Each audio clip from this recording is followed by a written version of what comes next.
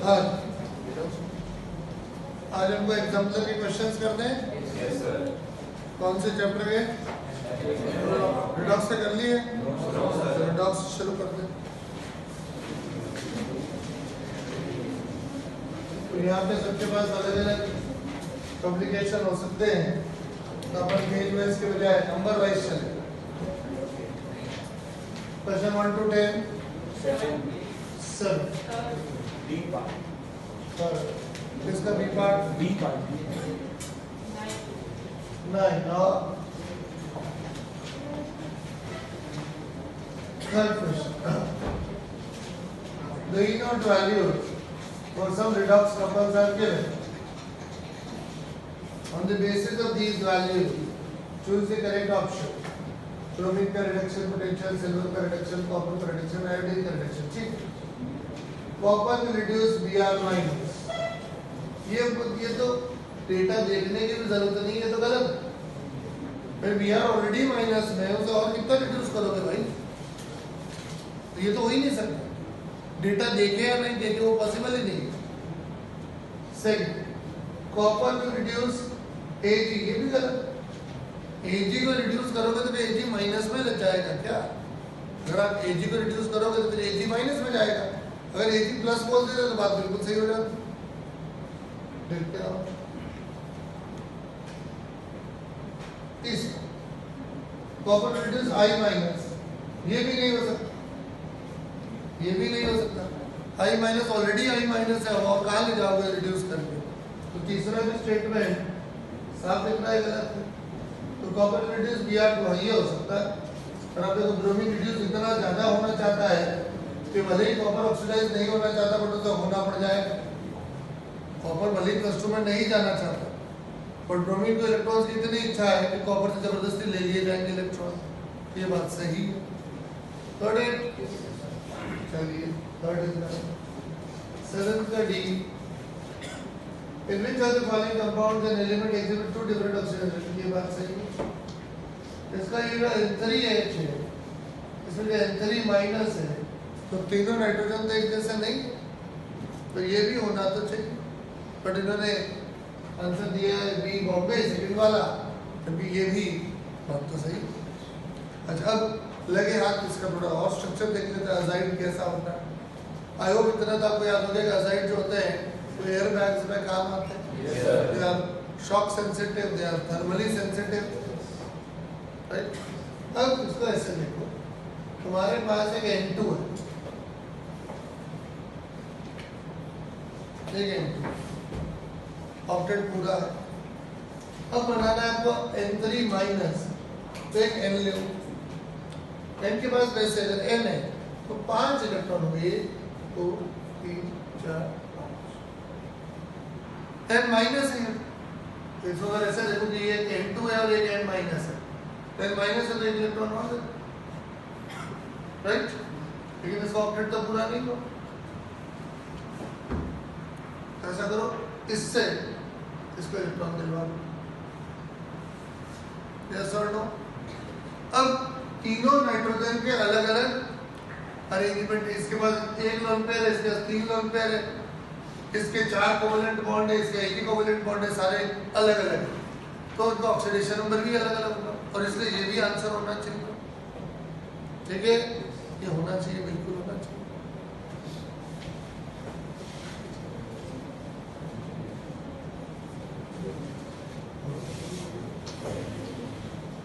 नहीं, पहले थोड़ा गड़बड़ है, तो नहीं कुछ और clear. The largest oxidation number exhibited by an element depends on its outer electronic configuration. सही बात है। With which of the following outer electronic configuration the element will exhibit largest? सबसे ज्यादा। ये तो थर्ड वाला लग रहा है। 3d5 4s1 एक क्रोमियम है। नहीं फोर्थ वाला। 3d5 4s2 तो मैंगनीज है। मैंगनीज तो +7 तक जाता है। मैंगनीज तो +7 तक जाता है, तो ये आंसर ये नहीं है आंसर। लाइट क्यों बंद करी?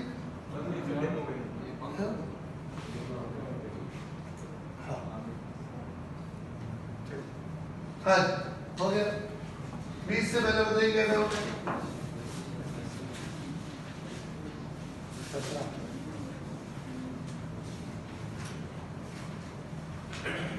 सत्रह सुनाई दे रहा है। और 20 से पहले 12 का बी पार्ट और 12 का B. Not true, chlorine is undergoing oxidation. नहीं, ये बात गलत है। क्लोरीन तो +5 पे था, इससे कि -1 में आया, ये तो रिडक्शन। ये बात सही नहीं और नॉट ट्रू पूछा है, तो ये आंसर है this is not true.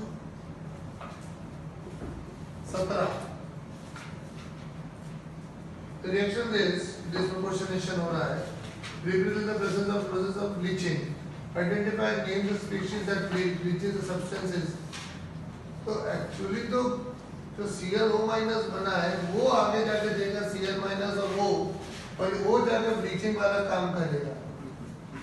But यहाँ पे कुछ भाषा में गड़बड़ हो गई। कैसा पढ़ा दिया आपको? Yes sir. 20 से पहले तो हो गए, 30 से पहले 30 से पहले लास्ट कॉल, 30 से पहले 40 से पहले 40 से पहले लास्ट कॉल डन। सोल्ड फिर करना है एग्जाम्पलर का हाइड्रोजन वाला।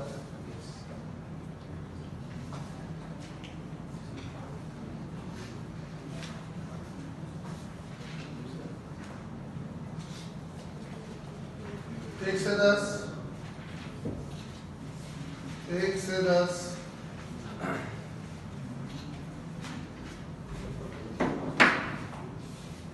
20 से पहले 12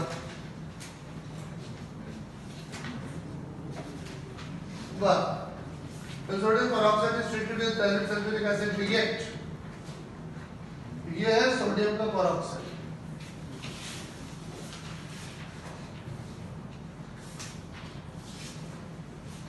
ऐसे लिखते हैं ना Na2। ठीक है, अगर आप इसमें H2SO4 मिलाएंगे तो आपको क्या मिल जाएगा? Na+ को सेपरेट दे दो और O- को H+ दे दो, हो जाए। ओके, क्या रिडॉक्स रिएक्शन तो हो नहीं सकती। वैसे H2O2 सामने वाले को ऑक्सीडाइज रिड्यूस कर सकता है, बट सल्फर जो है +6 पे आगे ऑक्सीडाइज होगा नहीं। ठीक है, तो यहाँ पे रिडॉक्स रिएक्शन की पॉसिबिलिटी नहीं। सिंपल कि एसिड बेस, ये बेस वाला काम कर रहा है, ये एसिड वाला काम कर रहा है, ये H+ देगा और आप H+ ले। सिंपल। ठीक, 20 से पहले 30 से पहले 21 का C और 30 से पहले 25 का सेकेंड और 30 से पहले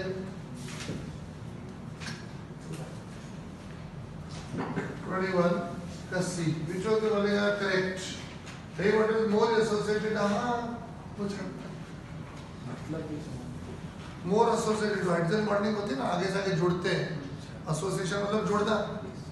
हाइड्रोजन बॉन्डिंग से पानी एक मॉलिक्यूल से दूसरा, दूसरे से तीसरा जुड़ता है, तो बोले D2O पानी से थोड़ा ज्यादा जुड़ता है, उसका जुड़ाव एसोसिएशन थोड़ा ज्यादा है। हेवियर आइसोटोप्स में और एक टेबल एनसीईआरटी में दी भी है, इसमें H2O और D2O की तुलना करी है, तो वहां पर भी उन्होंने मेल्टिंग वो जो बॉइलिंग पॉइंट है D2O का थोड़ा ज्यादा बताया। दैट मींस कि उनके मॉलिक्यूल्स में संबंध ज्यादा गाढ़े हैं और उनको अलग करने के लिए ज्यादा ऊर्जा चाहिए।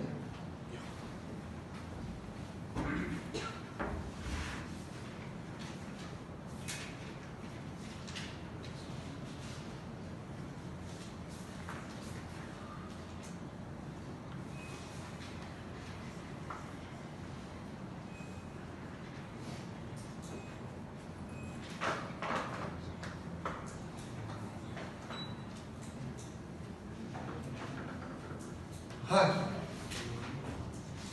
25 का सेकेंड।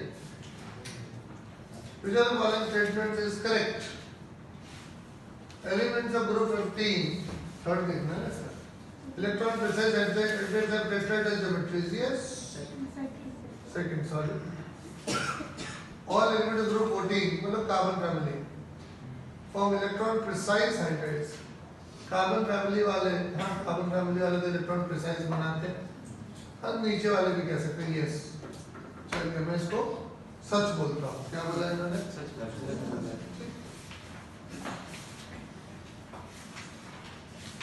इससे पहले 40 से पहले 33 का फर्स्ट और 32 का सेकंड और 37 और 33rd का first. Give reasons. Lake freezes from top towards bottom. अच्छा क्वेश्चन. बात कोई जब झील जमती है तो वहां क्या हो रहा है तसल्ली से इसको समझते हैं. ये हम थ्योरी में भी समझ सकते थे जब ये चैप्टर पढ़ रहे थे तो वहां पर भी ऐसे हिंट थे. बट बहुत ज्यादा थ्योरी अगर पढ़ाए तो एक समय के बाद आप एब्जॉर्ब नहीं कर पाते. क्वेश्चन से बता दो याद रहती है और वहां पर भी क्वेश्चन ही पूछेंगे तो कनेक्ट हो जाता है. सुनना फंडामेंटल. जैसे जैसे पानी या कोई भी दूसरा लिक्विड ठंडा होता है तो उसकी डेंसिटी बढ़ती है. जानते हो कि नहीं? हवा अगर ठंडी है तो डेंसिटी ज्यादा है.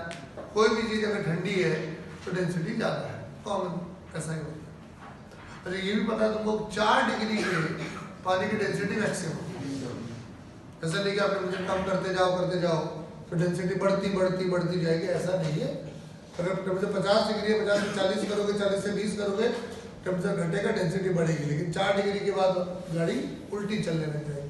फिर आगे जाके तो बर्फ बन जाएगी और बर्फ की डेंसिटी तो ऐसे ही पानी से कम होगी. ठीक. तो विजुअलाइज कीजिए कि मान लीजिए कोई झील है और अभी जो हवा है वातावरण है उसका टेम्परेचर 30 डिग्री 30 डिग्री. हवा 30 पे पानी भी 30 पे. अब मान लीजिए मौसम चेंज हुआ. हवा जो है उसका टेम्परेचर पहले चेंज होता है. पानी की हीट कैपेसिटी बहुत ज़्यादा है. पानी जल्दी टेम्परेचर चेंज नहीं करने देती है अपना. हवा का टेम्परेचर चेंज हो गया 25 डिग्री हो गया. अब उसके संपर्क में जो पानी आएगा ऊपर वाला पानी वो भी 25 डिग्री पे आएगा. वो भी ठंडा होगा. जैसे वो ठंडा होगा उसकी डेंसिटी बढ़ेगी. वो ठंडा पानी नीचे चल जाएगा. दूसरा गर्म पानी ऊपर आ जाएगा. राइट. वो भी 25 डिग्री पे आएगा. फिर वो ठंडा पानी नीचे जाएगा. दूसरा गर्म पानी आ जाएगा. तो एक तरह से सारा पानी पहले 25 डिग्री पे जाएगा. फिर मौसम फिर चेंज हुआ. बाहर वाला 20 डिग्री हो गया. तो अभी ऊपर वाला जो पानी है ये 20 डिग्री पे आएगा. ठंडा हो जाएगा. ये फिर नीचे चल जाएगा. 25 डिग्री वाला पानी ऊपर आ जाएगा. वो भी 20 डिग्री पे जाकर ठंडा हो जाएगा. वो भी नीचे जाएगा 25 डिग्री वाला पानी. तो पूरा पानी 20 डिग्री पे आ जाएगा. फिर ऐसे चलता रहेगा. मान लीजिए 4 डिग्री या 0 डिग्री जो भी आपको अच्छा लगे वहां पे सोचिए कि बर्फ बननी स्टार्ट हो. बाहर टेम्परेचर हो गया -5. तो ये पानी भी ठंडा होगा और इसे बर्फ बननी स्टार्ट हो. लेकिन बर्फ बनने के बाद वो नीचे नहीं जाएगी. जनरली क्या होता था पानी ठंडा होता है डेंसिटी बढ़ती वो नीचे जाता है. लेकिन अगर अब वो ठंडा होगा अब बर्फ बनेगी तो बर्फ नीचे तो नहीं जाएगी. उसके ऊपर वो पपड़ी आ जाएगी. Yes right. ऐसा नहीं कि नीचे जाके बर्फ बनती. बर्फ टॉप पे बनती. अच्छा ठीक है. फिर अब एक बर्फ की पतली सी पपड़ी बन गई. राइट. बाहर का टेम्परेचर -5. ये बर्फ बननी शुरू हो चुकी. इन बर्फ is a bad conductor of heat. Ice is a bad conductor of heat.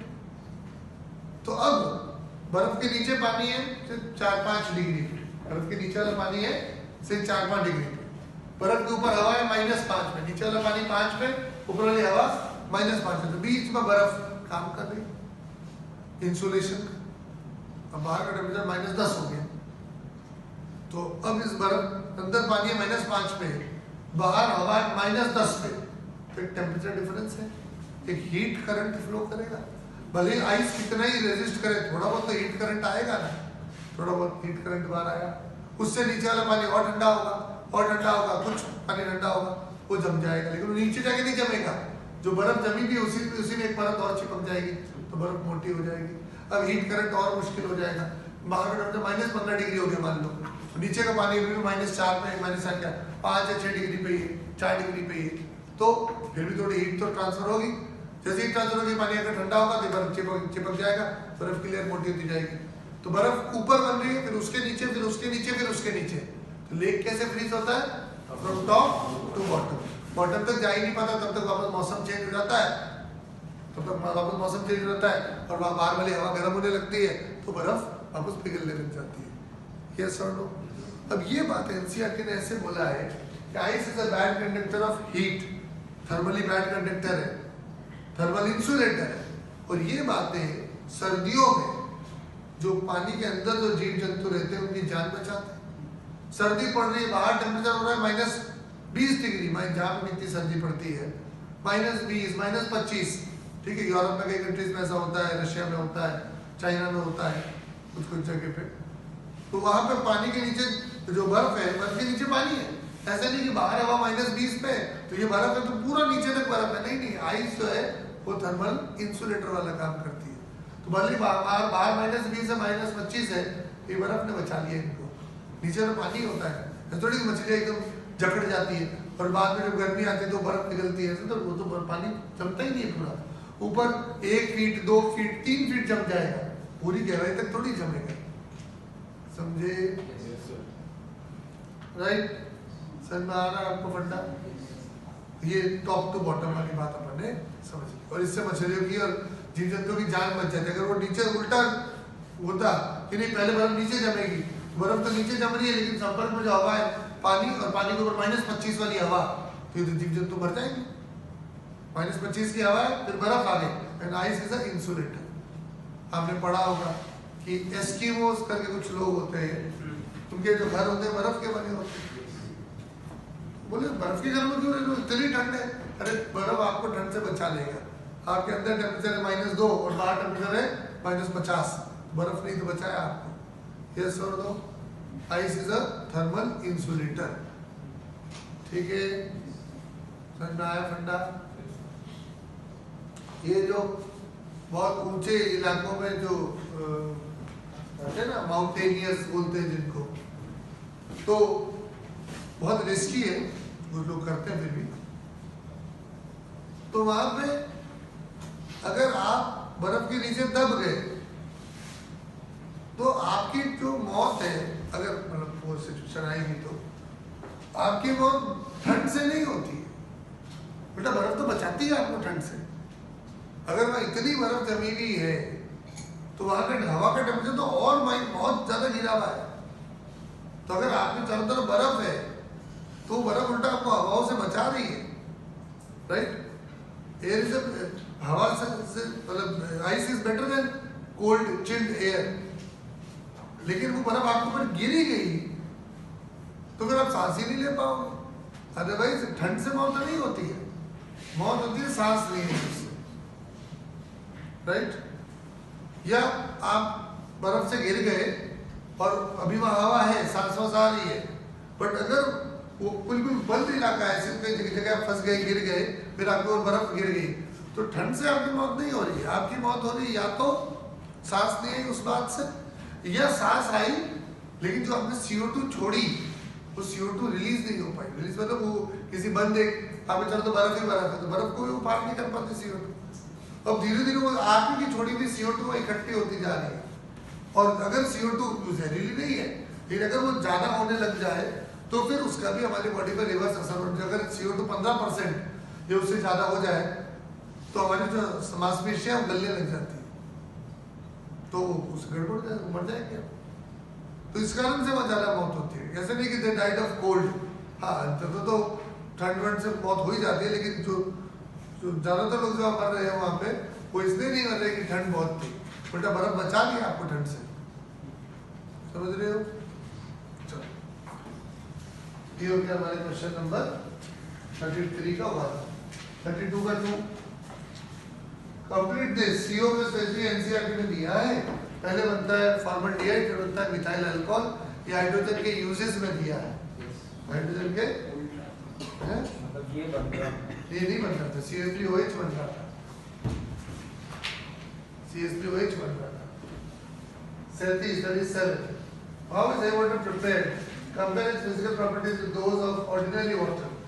तो heavy water नॉर्मल वाटर के अंदर थोड़ा सा होता है, नॉर्मल वाटर का इलेक्ट्रोलिसिस करे जाओ तो पीछे एक तरह से D2O बचता जाता है, इकट्ठा होता जाता है। तो अगर आप लगभग 15,000 से 20,000 लीटर पानी लें और इसे इलेक्ट्रोलाइज करते रहे जब तक वो 1 लीटर ना हो जाए, तो वो 1 लीटर जो मिलेगा वो लगभग D2O ही होगा। इस तरह से ये प्रिपेयर होता है। क्या रहा? Exhaustive electrolysis. इन्होंने शायद प्रोलॉन्ग्ड वर्ड यूज किया होगा। प्रोलॉन्ग नहीं होता कि you do it for a very long time. Prolong is आप बहुत लंबे समय तक करें, एक ही बात है। ठीक है, 40 से पहले हो गए, 50 से पहले, 50 से पहले 58 में एक तो न्यूक्लियर वाला 50। What is the importance of heavy water? ये D2O है, ये न्यूक्लियर रिएक्टर्स में उनको कंट्रोल करने के लिए, उनको स्लो डाउन करने के लिए काम आता है। अगर किसी न्यूक्लियर रिएक्टर में रिएक्शन बहुत तेज हो रही है, टेम्परेचर बहुत ज्यादा बढ़ रहा है, बहुत रिस्की हो रहा है, तो ये D2O से वो रिएक्शंस धीरे हो जाती है, स्लो हो जाती है। तो ये उसमें एज अ मॉडरेटर काम करता है, उनको रिएक्शंस को रोकता है। याद रखना, ठीक। 50 से पहले, 60 से पहले, 59. Phosphoric acid is prepared over this in preparing, हाँ भाई H2SO4 जो है उसमें ऑक्सीडाइजिंग पावर है, एटलीस्ट कंसंट्रेटेड H2SO4 में तो है। H3PO4 कुल पंचायत नहीं करता, ना तो ऑक्सीडाइजिंग एजेंट है ना रिड्यूसिंग एजेंट है, सिर्फ एक एसिड है। मैं तो H+ देता हूँ और कुछ नहीं करता हूँ। तो अगर आपके पास Na2O2 है या आपके पास कोई दूसरा पेरोक्साइड है और आपको इनसे H2O2 बनाना है, तो आपको H+ ही चाहिए ना, आप इससे लीजिए। ये तो कभी कभी दूसरा काम भी कर देता है।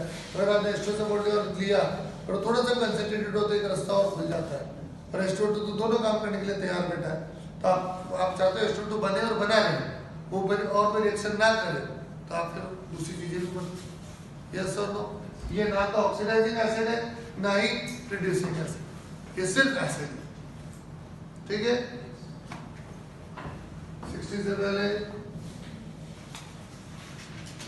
70 से पहले, 61. Right, redox reaction between chlorine and water. Chlorine और पानी की रिएक्शन हम पढ़ चुके हैं, इसमें क्या लग रहा है? बनेगा HFnO2, ये बताया? और बोले 70 से पहले, 70 से पहले, 80 से पहले, 24. A colorless liquid contains HNO only. It decomposes slowly with exposure to light. It is stabilized by mixing urea. तो H2O2 हो गया ना? यूरिया देखते याद होना चाहिए, एनसीईआरटी में लिखा है। और H होगा, पानी हो सकता है या H2O2 हो सकता है। पानी ऐसे धूप से टूटता नहीं है, पानी धूप को उड़ता है, टूटता नहीं है, तो ये H2O2 ही लगना चाहिए। और यूरिया वाली बात एनसीईआरटी में लिखी है। और बोलिए 10। फिर आपको कौन सा चैप्टर बोला?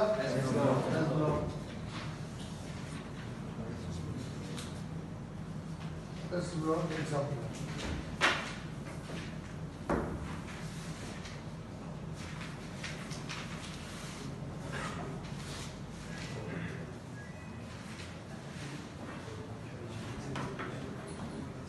हाँ जी, 110 और थर्ड और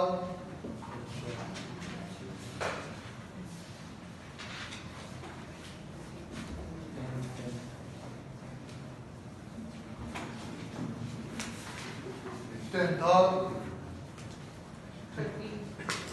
10 से पहले एक। The alkali metals are low melting because the falling alkali metal is expected to melt if the room temperature rises to 30 degree.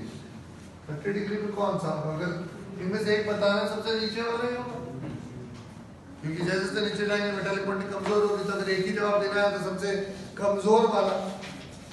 ठीक है, आंसर वो होगा। तो क्या एनसीईआरटी की जो टेबल दी है उसमें ऐसा कुछ मेल्टिंग पॉइंट दिया है? सर 302 दिया हुआ है। 302। हाँ तो 30 डिग्री हो गया ना, 30 डिग्री से नीचे ही होता है, 29 डिग्री है, 302 केल्विन तो ना। ठीक, लॉजिकली दे सकते हैं कि आंसर लिथियम से नहीं हो सकता, ये सोडियम से। अगर सोडियम होगा और सोडियम भी पिघल गया तो बाकी सबको तो पिघलना ही पड़ेगा। अगर पोटेशियम दे दें तो पोटेशियम के बाद वाले सारे पिघलेंगे। If you have to give only one answer, logically it has to be the last element, right? You हो गया one. Third नहीं है? Check.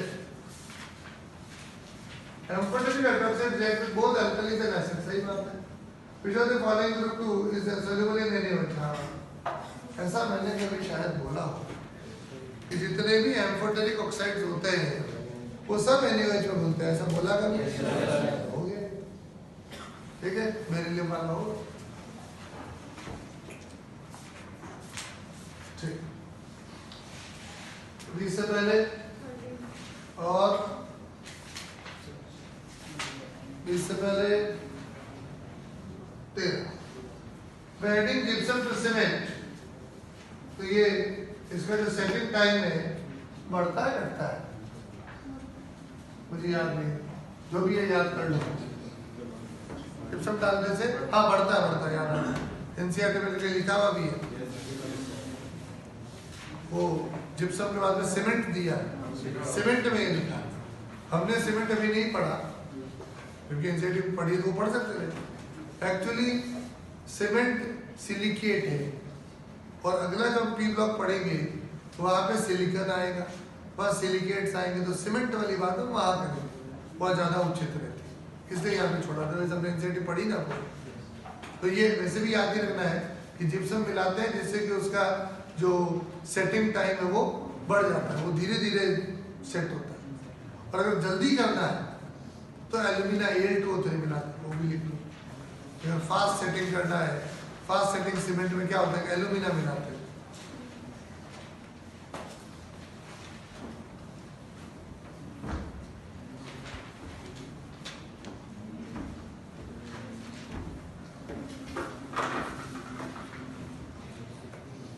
सेटिंग स्लो करने से फायदा क्या होता है? छोड़ो,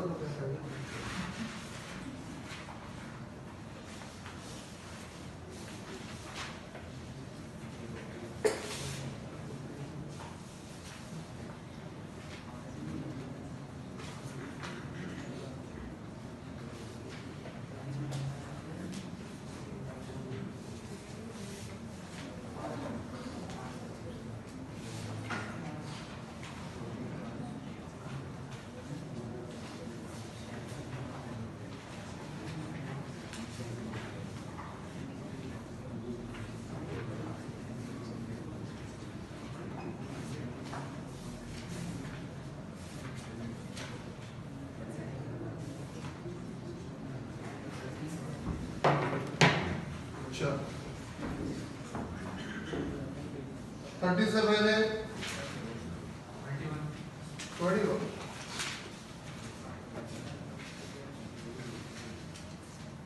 the dehydration of hydrates of halides of calcium, barium, strontium can be achieved by heating. Yes, these become wet and keeping in it. Yes, which of the following statement is correct about these halides?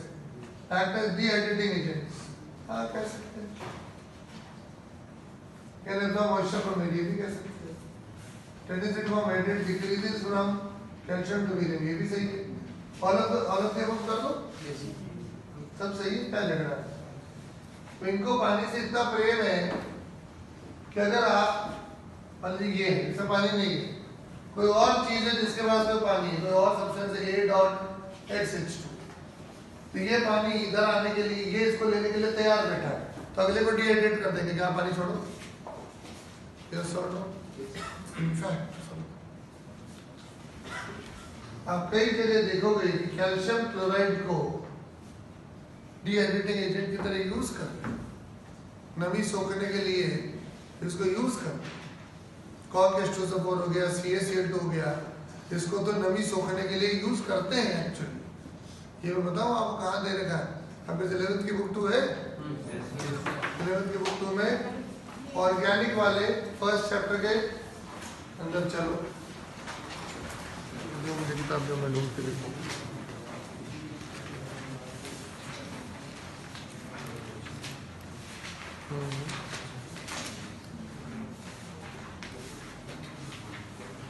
ये देखो,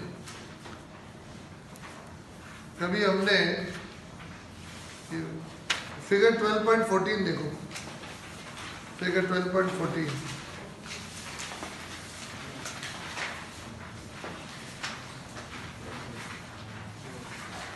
तो उसमें आपको anhydrous CaCl2 दिखेगा। अब वो क्यों ले रहे हैं? ताकि वो पानी को, नमी को एब्जॉर्ब कर दे, उसका वही काम है। फिगर 12.14 है ही नहीं, क्या बात कर हमने कहा कि तुम्हारी किताब आगे हो पढ़ने ही नहीं है तो फिर कहाँ से लाए? हाँ किताब बने गए, बहुत सारे बने गए। देखा आपको एनहाइड्रस CaCl2? तो ये डीएनएटिक एजेंट की तरफ आप एक्चुअली लैब में यूज हो रहा है, ऐसा नहीं कह रहे कहीं यूज है, बहुत यूज होता है। ठीक है, चलो ये बात सही है, चलिए।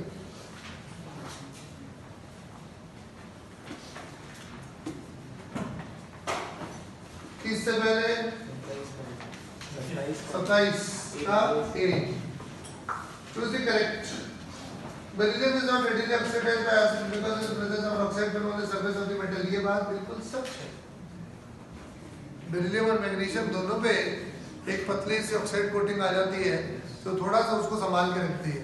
अंततः रिएक्शन हो जाती है, बट रेडिली नहीं होती, थोड़ा सा समय लेती है। ये आपको एनसीईआरटी में लिखा मिलेगा। बोला था काइनेटिकली इनर्ट, ऐसी कोई बात आई थी। पानी और एयर की बात करें या एसिड पे चलेंगे तो एसिड तो रिएक्शन करवा तो लेगा, अंतर समय लगेगा। ओके, ठीक है। और 30 से पहले, 40 से पहले, 40 से पहले 31 और 31 कंप्लीट दी फॉलोइंग रिएक्शंस। ये सुपर ऑक्साइड है, हमने पढ़ा, ये पर ऑक्साइड है ना। पर ऑक्साइड में पानी डालेंगे तो पानी से क्या ले लोगे? आप H+ ले लोगे। तो हाइड्रोजन पर ऑक्साइड OH-, और तो क्या बनेगा? ये 2 बार ले लीजिए, ये 2 बार ले लीजिए। ठीक है, इसका दूसरा वाला सुपर ऑक्साइड, ये भी हमने पढ़ा था। इससे क्या मिलेगा? पर ऑक्साइड प्लस O2 और OH- हाइड्रोक्साइड तो मिल जाएंगे, लिखा हुआ है पढ़ा है। और कोई डाउट? 40 से पहले, 50 से पहले, कौन सा? 41 का सेकेंड।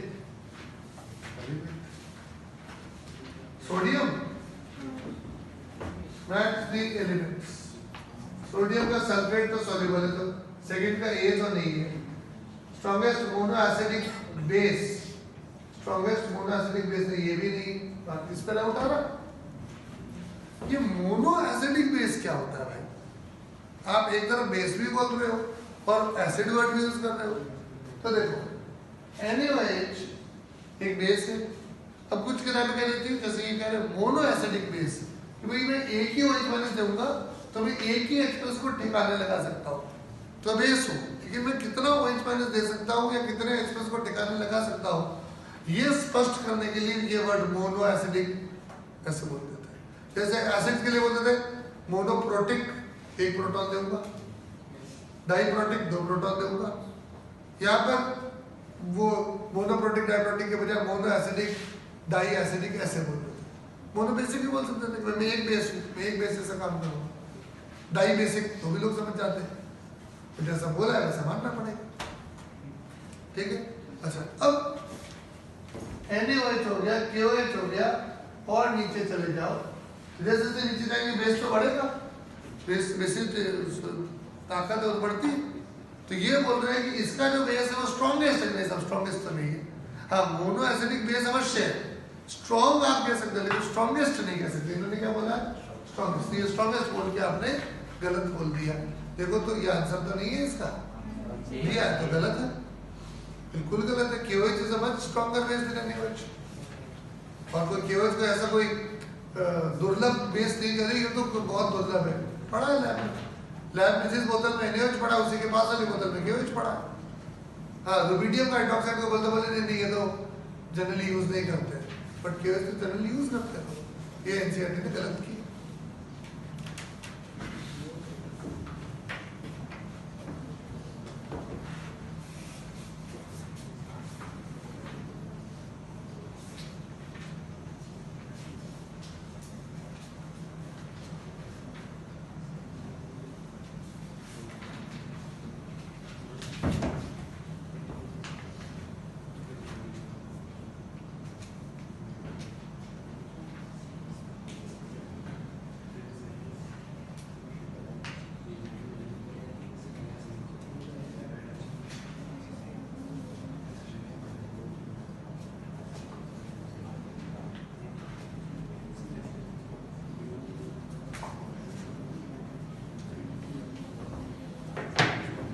हाँ, 50 से पहले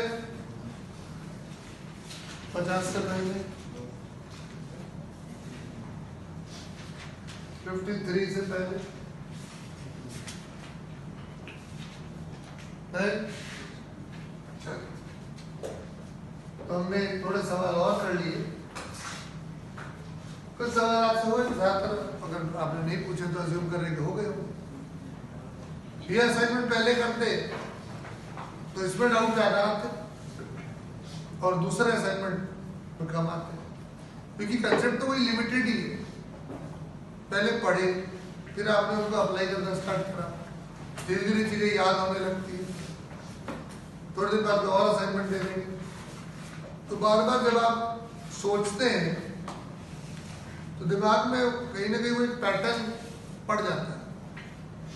सवाल पढ़ते पढ़ते आइडिया लगने लगता है कि सवाल क्या बना रहे हैं और आंसर्स क्या हो सकते हैं, क्या ऑप्शंस हो सकते हैं। वो यही प्रैक्टिस होती है, राइट। कोई बिल्कुल जैसा आपने पढ़ा है वैसा ही सवाल पूछे, ऐसा हो सकता है अगर आप बहुत ज्यादा पढ़ के आए, राइट। लेकिन आपने अगर पढ़ाई अभी थोड़ी सी करी है तो आपने जैसा पढ़ा है वैसे ही पूछा जाएगा, ऐसा तो नहीं है। अगर आप बहुत ज्यादा पढ़ लें तो आपने सब कुछ ही पढ़ लिया है और खूब आपने प्रैक्टिस कर ली है, तो जो भी पूछा जाएगा वो पैटर्न आपने पकड़ा हुआ होगा, देखा हुआ होगा। प्रैक्टिस इसीलिए करते हैं। तो चीज पढ़ा दी, प्रैक्टिस करा दी, थोड़ी देर बाद फिर और प्रैक्टिस कराएंगे तो दिमाग में वो प्रोसेस होता रहेगा बार बार। तो एग्जाम में जैसे ही वैसा क्वेश्चन आएगा तो अपने आप वो प्रोसेसिंग चालू हो जाती है, राइट। क्योंकि ये अच्छा असाइनमेंट है, एग्जाम्पलर कोई हल्की फुल्की किताब नहीं है। लेकिन अपन को डाउट कम आए क्योंकि अपन ने ऑलरेडी इनका एक एक असाइनमेंट कर लिया था। ये पहले करते इनमें डाउट ज्यादा आता और दूसरे वाले में फिर कम हो जाता। अब आपको थोड़ी देर बाद तीसरा असाइनमेंट दे देंगे इन सारे चैप्टर्स का, तो धीरे धीरे PYQs भी अगर अब आप करेंगे तब आपको ज़्यादा डाउट नहीं आएगा। टाइम तो बिल्कुल भी नहीं लगेगा। अगर आप हाइड्रोजन चैप्टर का या देखें तो आपको बहुत कम टाइम लगेगा, बहुत सारे क्वेश्चन हो जाएंगे। हाँ, उसमें भी कुछ अभी नया आएगा, हो सकता है हार्डनेस में कोई न्यूमेरिकल आ गया है, हमने अब तक हार्डनेस का न्यूमेरिकल देखे ही नहीं, राइट। बहुत ज़्यादा लंबे चौड़े भी नहीं है, बट अभी तक हमने नहीं देखे। लो चलो बता रहे थे, नहीं अभी नहीं। वो इक्विवेलेंट कंसेप्ट है, कंसेप्ट बाकी है। मोल कंसेप्ट के जैसा एक अलग कंसेप्ट होता है इक्विवेलेंट कंसेप्ट, उसके ऊपर बड़े सिंपल क्वेश्चन आते हैं, लेकिन अगर नहीं पढ़ रखा तो वो सिंपल क्वेश्चन भी नहीं होता। तो हार्डनेस के ऊपर न्यूमेरिकल आपको मिल जाएगा, लेकिन जब एक बार 15-20 मिनट पढ़ लोगे उसको तो फिर वो question with in 15 second 5 second हो जाएगा। और वो 15-20 मिनट अभी नहीं, क्योंकि एक बार इक्विवेलेंट कंसेप्ट पढ़ो फिर इक्विवेलेंट कंसेप्ट इन हार्डनेस पढ़ेंगे। तो दिन दिन अपन चीजें पढ़ते जा रहे। एक वीक पहले तक अपन को 3 चैप्टर नहीं आते थे, अब एक वीक में 3 चैप्टर फटाफट पढ़ लिया। अब आज सुबह वाली क्लास नहीं है, ठीक है, कल से मैं वापस स्टार्ट करूंगा उसको, थोड़ा वापस एनर्जी रीगेन करें, रिस्टोर करें। अब P ब्लॉक शुरू करें या ऑर्गेनिक कंटिन्यू करें?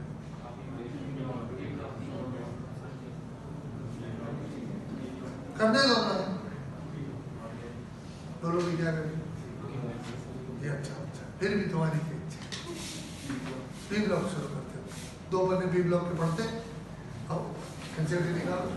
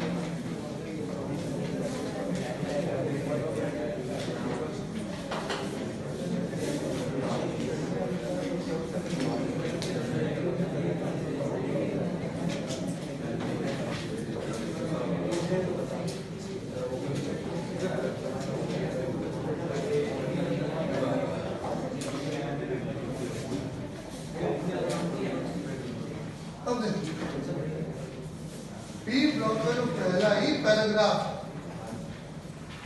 इतना बड़ा पैराग्राफ और बातें बातें लिख दी, और तो सबसे नीचे वाले जो 3 अक्षर हैं उन पे गौर कीजिए। क्या है वो सबसे नीचे वाले 3 अक्षर? इनर पे, बहुत इंपॉर्टेंट, पर हमने पढ़ ली। पढ़ने में टाइम लगा, 20-25 मिनट लगे होंगे, अब रिवीजन में नहीं लगेगा। बोली इनर पे इफेक्ट, ये देखो भाई बोरॉन जो है वो 3 बॉन्ड, जरूरत पड़ने पे 4 बॉन्ड बनाने में विश्वास रखता है। बोरॉन का जो इलेक्ट्रॉनिक कॉन्फ़िगरेशन है, ये बोरॉन फैमिली की बात कर ले तो इसका इलेक्ट्रॉनिक कॉन्फ़िगरेशन है 2s2 2p1, लेकिन ये 2s2 का इलेक्ट्रॉन शिफ्ट हो जाता है और ये कुछ ऐसा हो जाता है मामला, और इस तरह से 3 बॉन्ड बना लेते, जरूरत पड़े तो इस खाली ऑर्बिटल में और इलेक्ट्रॉन लेके 4 भी बना लेते। यस और नो?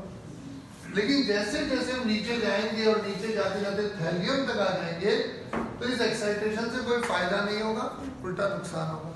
तो ये इलेक्ट्रॉन पेयर अपने फायदे को देखते हुए, माहौल को देखते हुए इनर्ट बन जाता है, वो 2 बॉन्ड कम बनाता है। ऑक्सीजन स्टेट +3 के बजाय वो +1 में ज्यादा खुश है, 3 बॉन्ड के बजाय वो 1 बॉन्ड बना के ज्यादा खुश है।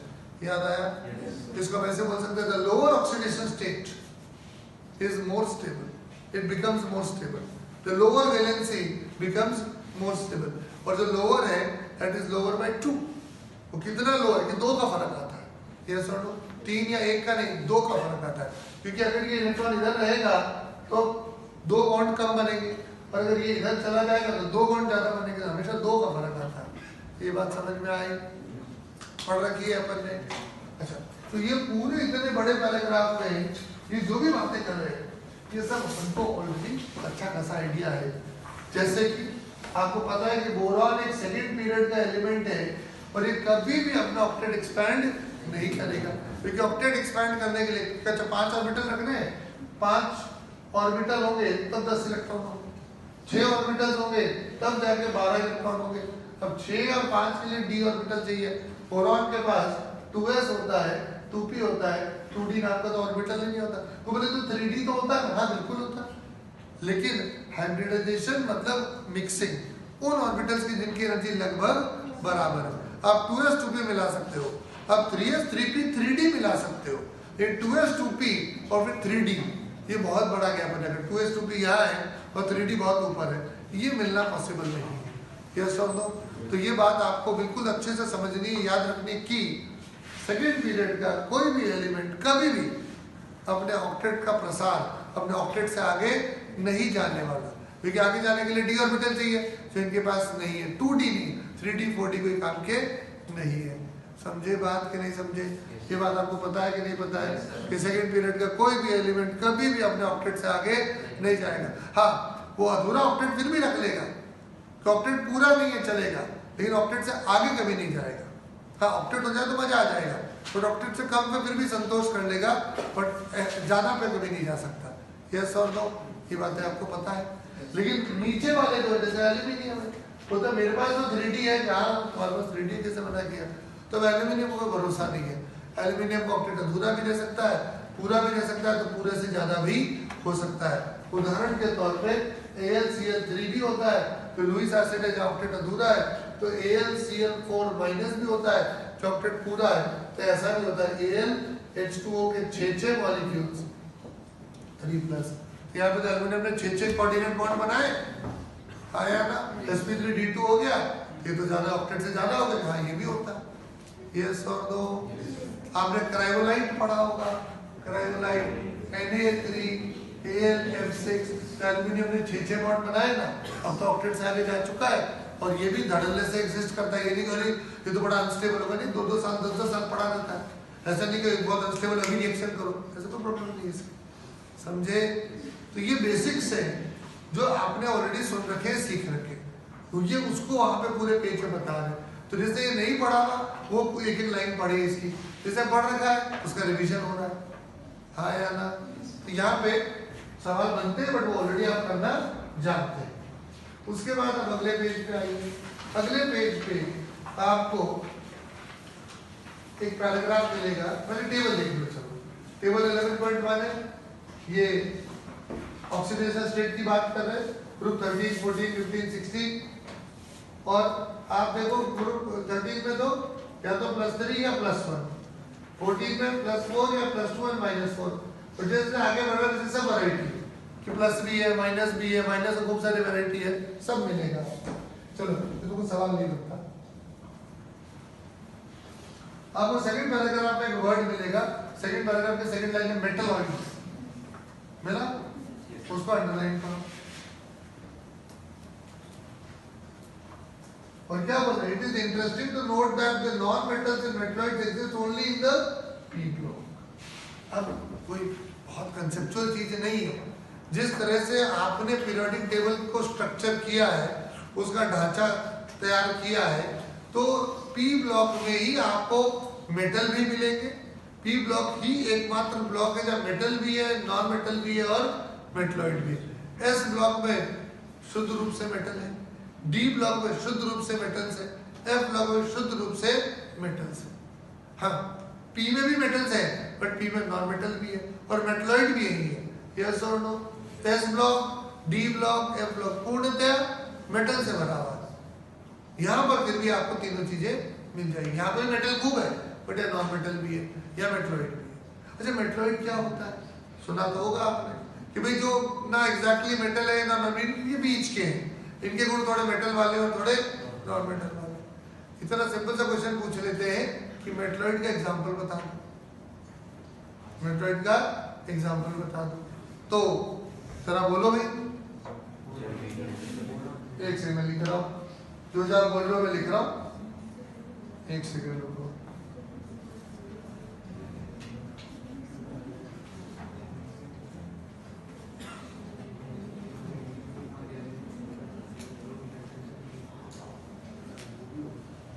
हाँ सुन रहा हूँ। गैलियम, जर्मेनियम, एक तो गैलियम बोला, जर्मेनियम, एक जर्मेनियम बोला,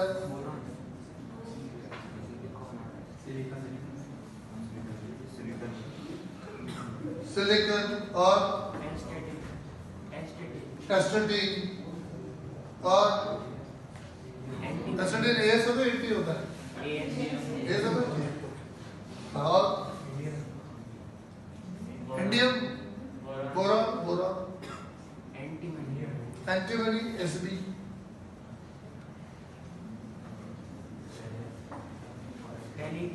है टेलुरियम, T टेलुरियम। ठीक है, अब वास्तव में क्या होता है सुन लो, काम की चीजें इसलिए इसकी जिंगल भी बनाई, मैंने खुद नहीं बनाई। असली साबुन, तेल से जर्म्स गए, असली साबुन तेल से जर्म्स गए। असली कौन है, असली आपका आर्सेनिक, साबुन is Sb, Te is tellurium, germs is says selenium and germs is Ge. ठीक है, लिख लो, ध्यान देने का, पूछ लेंगे, मजे ले लेंगे। अब तुम लगा ये लग रहा है, बिल्कुल लग रहा है, तो बहुत जोर से लगेगी।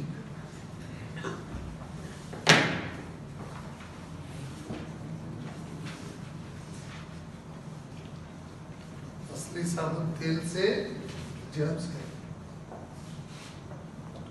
ये कॉमन मिस्टेक है, बोरॉन तो शुद्ध नॉन मेटल है, सिलिकॉन भी शुद्ध नॉन मेटल है, गैलियम शुद्ध मेटल है, गैलियम शुद्ध रूप से एक मेटल है,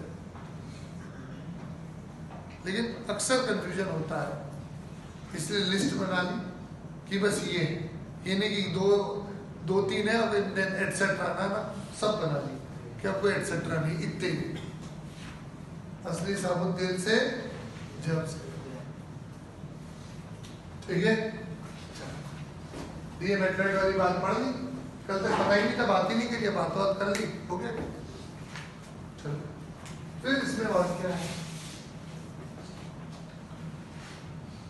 अगले पैराग्राफ में वो बातें कर रहे हैं। आप देखो अगले पैराग्राफ के लास्ट में the non-metal oxides are acidic or neutral whereas metal oxides are basic in nature। ये बात पूरे पैराग्राफ में ये समझा रहे हैं, ये हमने अच्छे से पढ़ रखा है। नॉन मेटल के ऑक्साइड्स एसिडिक होते हैं, हमको पता है। हाँ, इनमें से कुछ न्यूट्रल भी होते हैं, NO non metal, CO non metal का, N2O नॉन मेटल का पढ़ा। फिर बोले मेटल ऑक्साइड्स आर बेसिक, ये भी हमको पता है।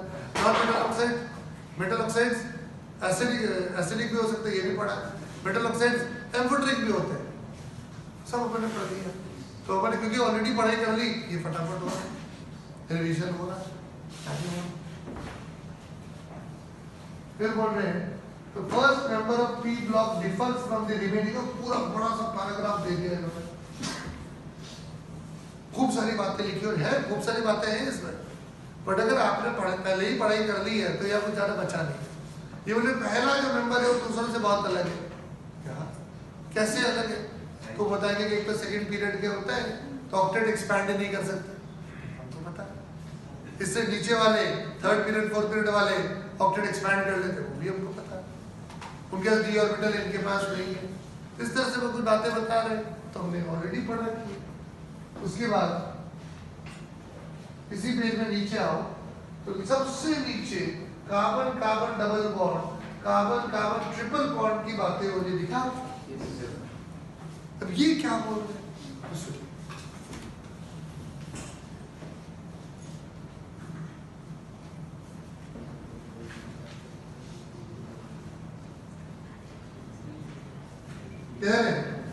The first member of a group differs from the heavier members in its ability to form p5 multiple bonds to itself and other atoms to open and other second row elements।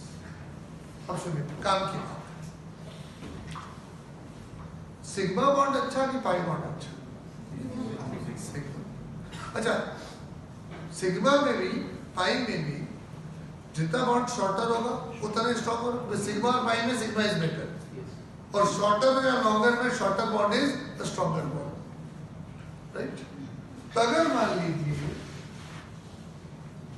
जैसे phosphorus और phosphorus में single bond बना है, फिर बनाओ कोई तकलीफ नहीं। नाइट्रोजन और नाइट्रोजन में सिंगल बॉन्ड बना है, बनाओ कोई तकलीफ।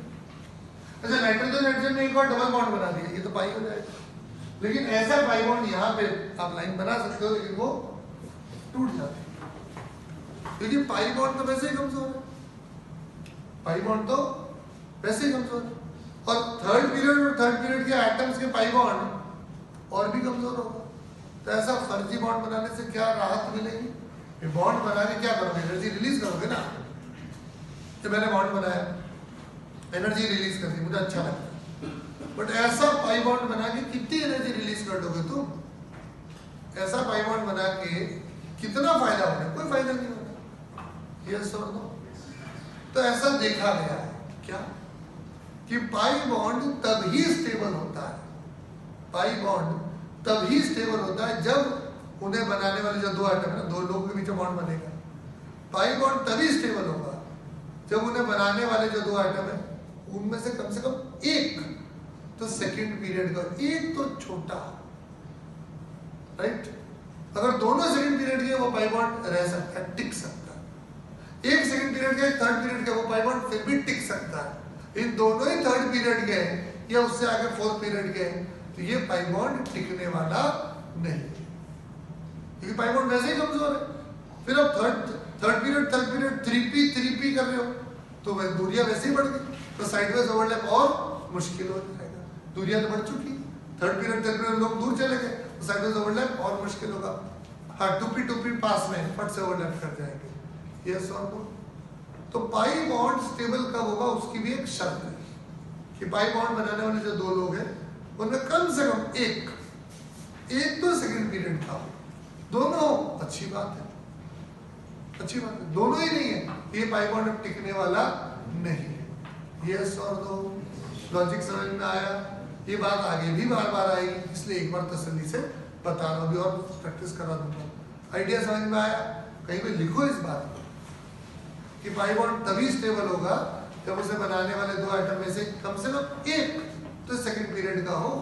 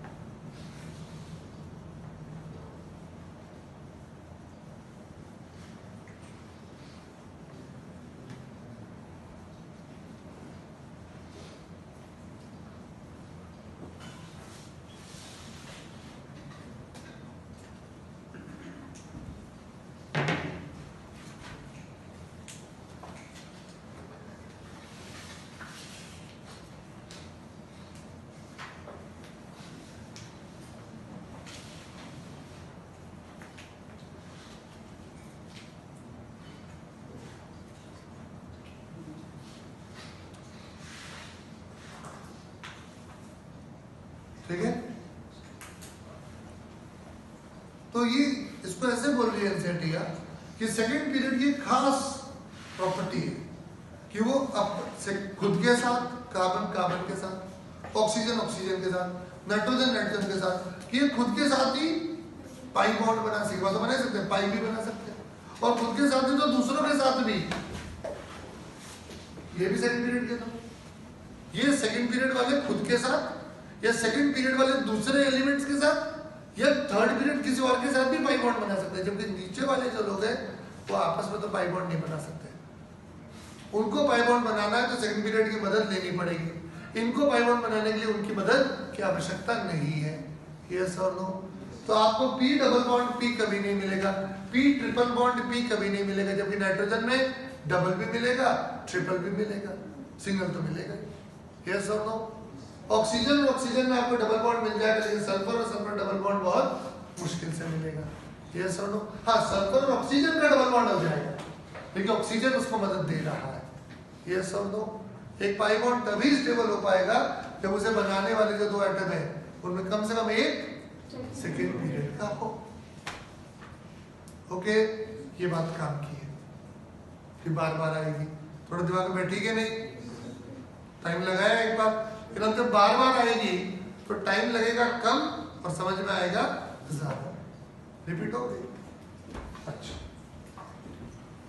फिर ये बोल रहे हैं this type of pi bonding is not particularly strong for the heavier, नीचे वालों के लिए the heavier elements do not form pi bond but this involves d orbitals।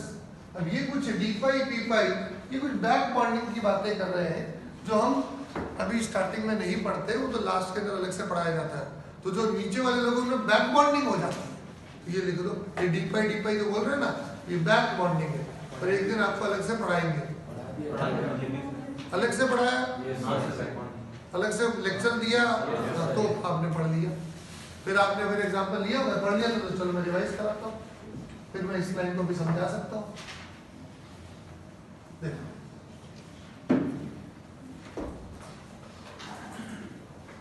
कि ये तो होता है ट्राइगोनल पिरामिडल और थोड़ा सा बेसिक, लेकिन अगर ये ले लें, मिथाइल की जगह सिलिकॉन वाला सिलाइल ले लें, तो इसकी बेसिसिटी बहुत कम है और ये प्लेनर है, जबकि ये ट्राइगोनल पिरामिड है। इसकी बेसिसिटी बहुत कम है, इसकी बेसिसिटी ज्यादा है, क्योंकि सिलिकॉन के पास एम्प्टी 3d ऑर्बिटल है, तो इसका लोन पेयर वहां चला गया। इसको बोला p पाई d पाई, बैक बॉन्डिंग याद आया, p से गया d में। तो ये कर सकते हैं। नॉर्मल तो इनका बाई बॉन्ड अच्छा नहीं है, बट ये बैक बॉन्डिंग में अमल रहते हैं। यस और दो, ये वो वाली बातें कर रहे हैं। उसके बाद इस पैराग्राफ में ज्यादा ऐसा कुछ भी नहीं है। फिर आइए group 30 the boron family.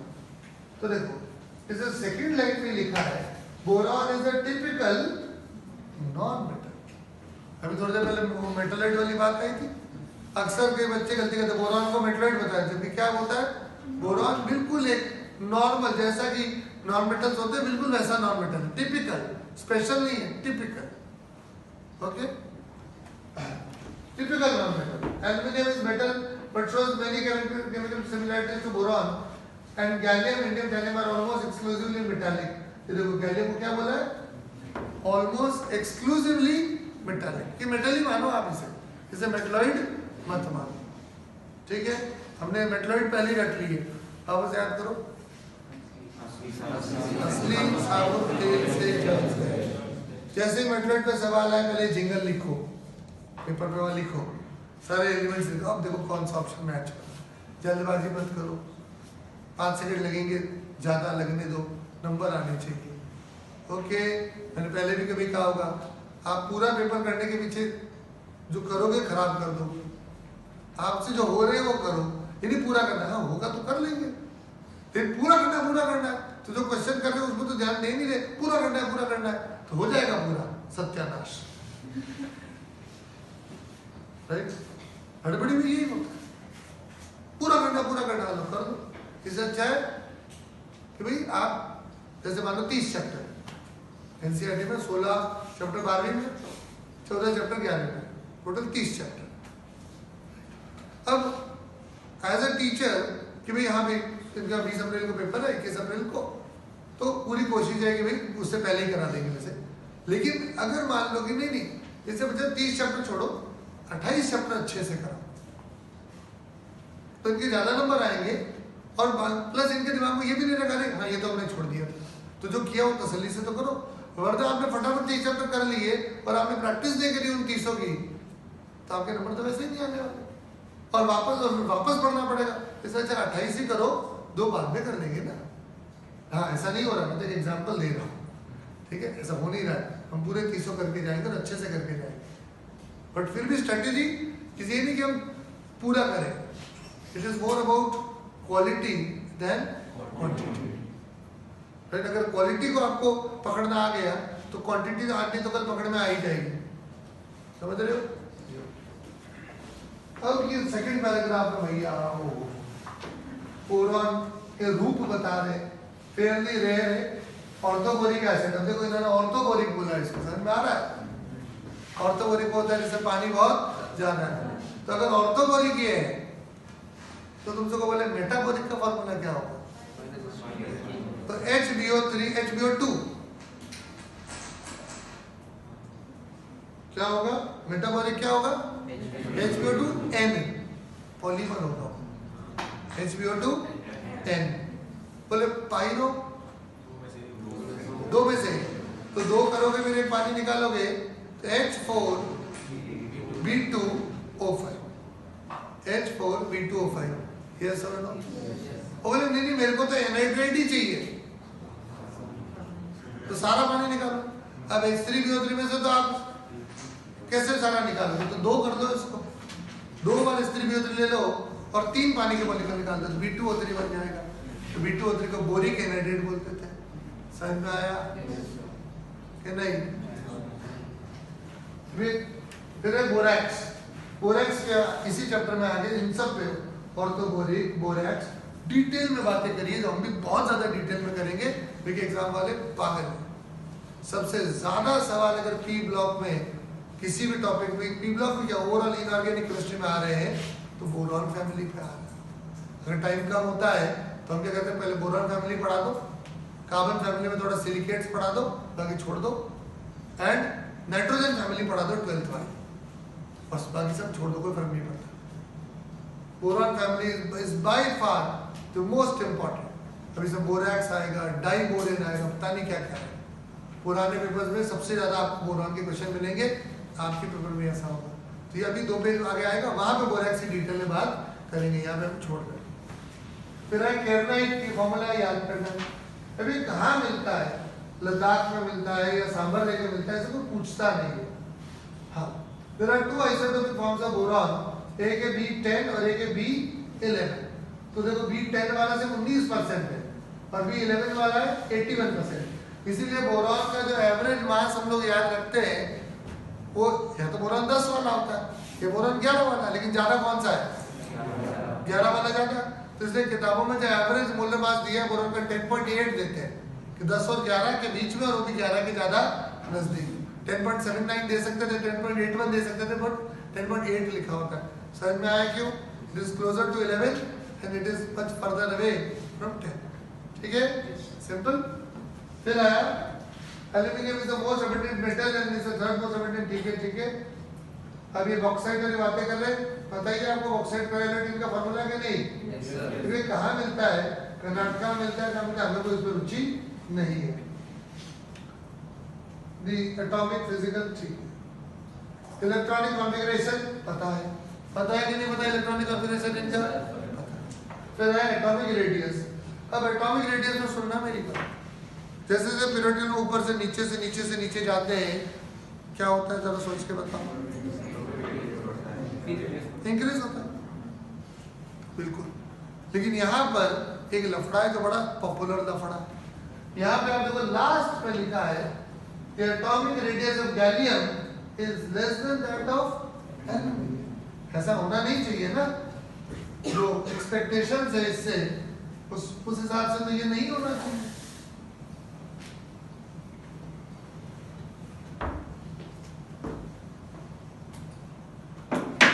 Boron से बड़ा होना चाहिए एल्यूमिनियम, एल्यूमिनियम से बड़ा गैलियम, उससे बड़ा इंडियम, उससे बड़ा थैलियम। आप चाहे तो टेबल देखें, टेबल का है ये टेबल 11.2। आप अगर इनके एटॉमिक रेडियस देखें तो बढ़ तो रहा है, लेकिन बीच में एक जगह गड़बड़ हो रही है, यहाँ पे गड़बड़ है, बाकी बढ़ तो रहा है। दिख रही है टेबल? वैल्यूज ऐसे रखने की जरूरत नहीं है, बट ये पैटर्न तो दिख रहा है। तो इस पर सवाल बनता है, सवाल उठता है कि ऐसा क्यों? बहुत इंपॉर्टेंट कंसेप्ट है, बहुत पॉपुलर क्वेश्चन है, रिपीटेड क्वेश्चंस में से ये एक क्वेश्चन, इसको छोड़ के तो नहीं जा सकते। तो एक बार समझाते हैं इसको। पहली बात तो यार में ऐसा होता है, बोले क्यों होता है? तो इसका शॉर्ट आंसर है due to poor shielding of d electrons.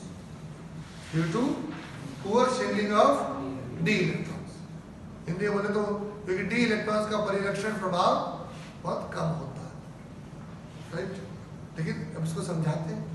तो पहली बात तो हम इसे ये लिखे कि ऐसा होगा, लिखा हुआ ये, और कारण लिख लो वहीं पे एनसीईआरटी में, due to poor shielding of d electrons. और अब मैं आपको शील्डिंग थोड़ी रिवाइज करा देता हूँ, पेन छोड़ो और बात समझो। ये हमारी आज की आखिरी बात हुई।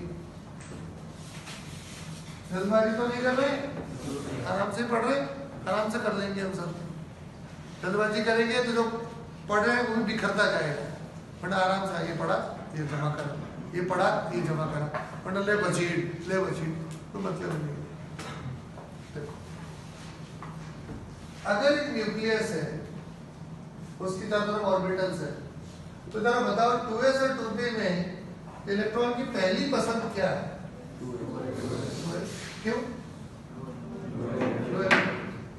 लो एनर्जी का मतलब एक्चुअली ये है, ऐसे समझिए, मान लीजिए मैं न्यूक्लियस हूँ, ये मेरा 2s वाला इलाका, ये मान लीजिए मेरा 2p वाला इलाका। अगर इलेक्ट्रॉन इधर आता है तो मेरा बंधन बहुत अच्छा बनता है, बहुत एनर्जी में रिलीज कर देता हूँ, तो पीछे बहुत कम बचती है। वही इलेक्ट्रॉन, ये वैसे इलेक्ट्रॉन 2p में आए तो भी हमारा बंधन है, हम बंधते हैं, एनर्जी रिलीज करते हैं, बट उतनी नहीं करते। तो पीछे थोड़ी ज्यादा बच जाती, उतनी नहीं करते तो पीछे थोड़ी ज्यादा बच जाती। हाँ या ना? समझ में आया कि नहीं? अच्छा, अगर यही बात में 3s 3p 3d और 3f में लगा दो तो पहले इलेक्ट्रॉन कहाँ जाएगा? 3s, फिर 3p, फिर 3d, फिर 3f। ठीक, 3f होता नहीं, 4f। अब सुनो, अगर s ऑर्बिटल में इलेक्ट्रॉन आता है, बंधन मजबूत है, तो खुद पास में आ जाता है, और जब खुद पास में आ जाएगा तो दूसरों को पास में नहीं आने देगा, दूसरे के लिए शील्ड वाला काम करेगा। हाँ यार ना? एस वाला खुद तो बंधेगा, खुद तो पास आएगा, अब दूसरों के लिए मुसीबत खड़ी कर देगा, तो उसका शील्डिंग प्रभाव ज्यादा है। पी वाला थोड़ा सा दूर रहेगा तो शील्डिंग कम करेगा, डी वाला और दूर रहेगा तो शील्डिंग और कम करेगा। हाँ या ना? तो मैं ऐसा बोल सकता हूं कि शील्डिंग के मामले में एस वाला ज्यादा शील्डिंग शो करता है, ज्यादा प्रभाव है, पी का कम है, डी का और कम है, एफ का और। हाँ यार, अब उसको यहाँ पे क्या लेते देना? एल्यूमिनियम गैलियम में सुनना, एल्यूमिनियम का एटॉमिक नंबर है 13, ठीक है, और गैलियम का एटॉमिक नंबर है 31, और 31 से पहले आता है जिंक 30, जिंक से पहले आता है कॉपर 29, ये सब डी वाले हैं, और यहां तक आते आते D10 हो चुका है। हाँ यार ना? D10 हो गया, तो डी में आपने 1 और 2 और 3 और ऐसे 10 इलेक्ट्रॉन डाले, और 10 इलेक्ट्रॉन अगर डी में गए हैं तो 10 इलेक्ट्रॉन के साथ प्रोटॉन भी तो 10 आए होंगे। प्रोटॉन तो न्यूक्लियस में भरे जा रहे हैं, इलेक्ट्रॉन्स का चॉइस है एस में, पी में, डी में। तो आपने अगर 10 इलेक्ट्रॉन डी में डाले हैं तो आपने उनके 10 इलेक्ट्रॉन भी न्यूक्लियस में डाल दिए होंगे, 10 प्रोटॉन भी, राइट? प्रोटॉन में भी आपने न्यूक्लियस में प्रोटॉन ठूस तो दिए, और चारों तरफ इलेक्ट्रॉन भी आपने पहनाए, बट वो जो 10 इलेक्ट्रॉन है वो कोई शील्डिंग विल्डिंग नहीं करते। ये 10 इलेक्ट्रॉन कोई शील्डिंग वाला काम नहीं करते क्योंकि डी में गए। तो अब ये जो 10 प्रोटॉन है, ये अपना जो एक्स्ट्रा दूर दूर के इलेक्ट्रॉन से जो प्रभाव डालेंगे, वो ये 10 इलेक्ट्रॉन तो रोक नहीं पाएंगे। तुमने वहां प्रोटॉन भरे और वहां इलेक्ट्रॉन भी भरे, बट इलेक्ट्रॉन एकदम फर्जी तरीके से भरे, तो उनका शील्डिंग वाला प्रभाव है ही नहीं। तो 3D के बाद अब जब ये 4p में, इसका कॉन्बिनेशन क्या होता है? 3s2 3p1, ये क्या है? 4s2 3d10 और अब 4p1, तो ये 3 है, ये 4 है, 3 वाले अंदर है, 4 वाले बाहर है, लेकिन अंदर वाले तो कुछ काम ही नहीं करे, ये इलेक्ट्रॉन तो होकर भी कुछ शील्डिंग वाला प्रभाव नहीं डाल रहे, तो इन वालों को अंदर खींच लिया जाएगा, इस इलेक्ट्रॉन को क्या अंदर आ जाए, पास आ जाए। हाँ या ना? क्योंकि ये शील्ड नहीं कर रहे, तो 4p वाले को भी मैंने खींच के पास मिला लिया। अगर ये शील्डिंग करते तो वो दूर ही रहता। यस और नो? वापस एल्यूमिनियम से गैलियम बड़ा होना चाहिए, लेकिन होता नहीं है, याद रखना। दूसरा क्यों नहीं होता? Due to poor shielding of d electron. बोले समझाओ, ऐसा एग्जाम में कोई नहीं बोलेगा समझाओ, बट कोई तुमसे तुम्हारा आपस में बोले समझाओ तो आप समझा सकते हो कि देखिए ये जो 10 इलेक्ट्रॉन है, ये 10 इलेक्ट्रॉन कोई काम नहीं कर रहे, तो अब इन इलेक्ट्रॉन्स को ज्यादा फोर्स फील होगा न्यूक्लियस का, तो ये पास में आ जाएगा, तो सिकुड़ जाएगा। यस और नो? ये नहीं समझ पाया? आ गया? बार बार बताएंगे, बहुत इंपॉर्टेंट है, कल अगली क्लास में फिर आ जाएगा, ठीक है? इसको अच्छे से लिखो आप, और कल मिलते हैं।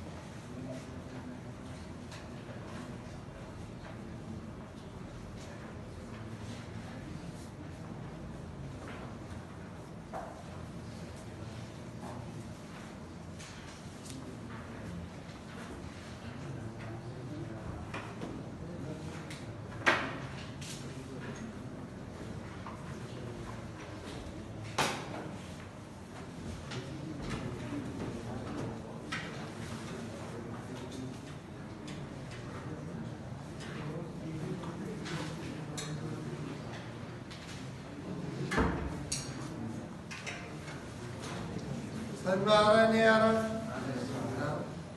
क्योंकि तुम लोगों ने बात सुनी, कुछ लोग ज्ञान देते बोलते you should live in the present, आगे का मत सोचो, पीछे का मत सोचो, you should live in the present. जो बच्चा जेई की तैयारी कर रहा है उसे सारी फिलॉसफी भी समझ में आ जाती है। If you live in the present, अभी जो पढ़ा रहे हो उस पर ध्यान दोगे तो समझ में आ जाएगा। और सोचोगे अरे कोई बात नहीं पूरे, वही टीचर वही चीज पढ़ा रहा है बट आप नहीं समझ पा रहे हो। समझ पा रहे हो कि नहीं? समझ में आया लिव इन द प्रेजेंट क्यों बोलते हैं? राइट? अभी तो और बहुत कुछ सीखने को मिलेगा। जेई की तैयारी करने पे आईटी में होगा गारंटी नहीं है, और ऑब्वियसली सबका नहीं होगा, लेकिन जो भी तैयारी कर रहा है, एक्चुअली तैयारी कर रहा है, उसकी सोच इतनी मैच्योर हो जाएगी कि वो आईटी अगर ना भी जा पाए तो भी बहुत आगे चला जाएगा। समझ रहे हो? इतना मरना पड़ता है या इतना अपने दिमाग पे, अपने आप पे ध्यान देना पड़ता है कि आप इम्प्रूव करते जाते हो। 1 साल में 2 साल में आप एज अ पर्सन बहुत चेंज हो जाते हैं, और वो जो बदला हुआ इंसान है वो आगे कुछ अच्छा कर लेगा। कल ही एक बच्चा मिलने आया, मतलब बहुत बुरी हालत है उसकी, बहुत बुरी, लेकिन उसने अब बस ये जो चलो कोई बात है, मेरे को कुछ नहीं आता, मेरा दिमाग भी नहीं चलता, सब मान लिया, बट मुझे ट्राई करना है, मुझे ट्राई करना है। और 2015 में वो पढ़ के निकला था, तब उसको 2015 में फिर गया, फिर इंजीनियरिंग करी 2016 में, तो इंजीनियरिंग कर ली, जॉब कर रहा है, अच्छी जॉब कर रहा है, कोई IIT NIT नहीं गया वो, लेकिन उसने अपने आप को इतना इम्प्रूव किया कि अगर अब हम भी उससे मिलते हैं तो देखते हैं उसकी पर्सनैलिटी बहुत चेंज हो गई, जस्ट बिकॉज कि वो सही सोचने लग गया। अगर आपकी सोच सुधरेगी तो आपकी धीरे धीरे बाकी चीज़ें भी चेंज हो जाएगी।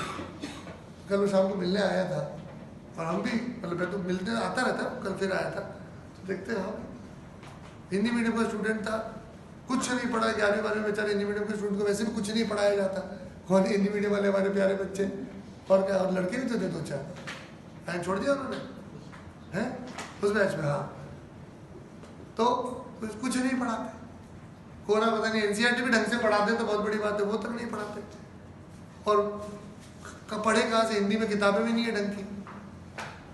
तो 12वीं के बाद बेसिकली वही होता है, 10वीं के बाद और 12वीं के बाद बात वही, पढ़ना तो आपको सारा ही पड़ेगा, तो उसकी भी हालत थी।